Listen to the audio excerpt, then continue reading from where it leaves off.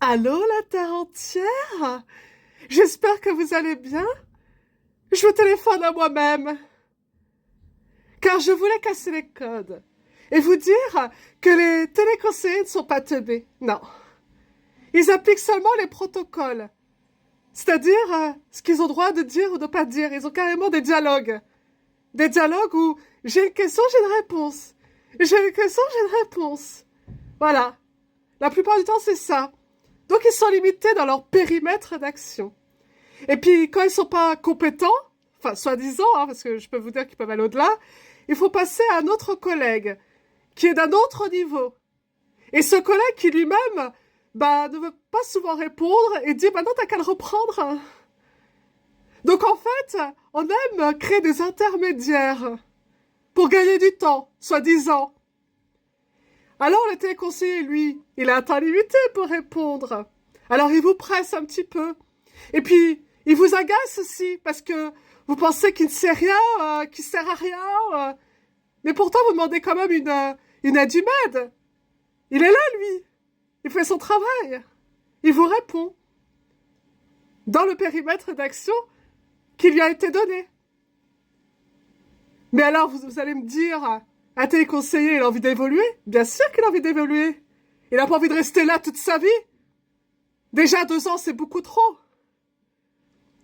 Mais c'est une bonne étape pour connaître le fonctionnement d'une entreprise, connaître les différents produits. D'ailleurs, tout le monde devrait passer par là. Au moins, il comprendrait que même entre collègues, il faut se respecter. Parce que quand tu as un collègue qui se prend pour je sais pas qui te dit t'as qu'à répéter ça, client, etc. Et que quand tu le dis à la direction, c'est toi qu'on te dit rabaisse ton clapet alors qu'en fait c'est au gestionnaire qu'il faudrait lui dire que lui doit faire son taf. Voilà ce que le téléconseiller, lui, doit endurer. Mais je peux vous assurer que le téléconseiller, il se démène pour vous apporter un service client avec le sourire, car il faut sourire derrière le téléphone, malgré les statistiques qu'il faut respecter et malgré des fois les réponses très tordues.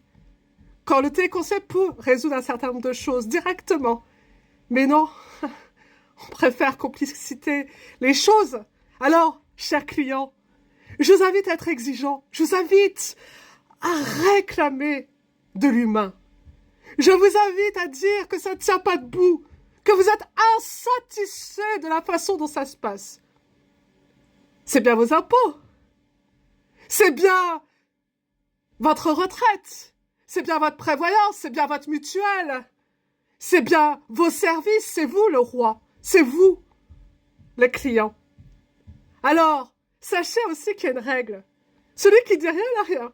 Mais celui qui réclame et insiste, il aura. Alors, n'hésitez plus. Si nous voulons que les conditions de travail et aussi les administrations puissent fonctionner, aussi bien dans le public que dans le privé, il faut que chacun ouvre sa gueule. Mais en même temps, on se respecte, ok?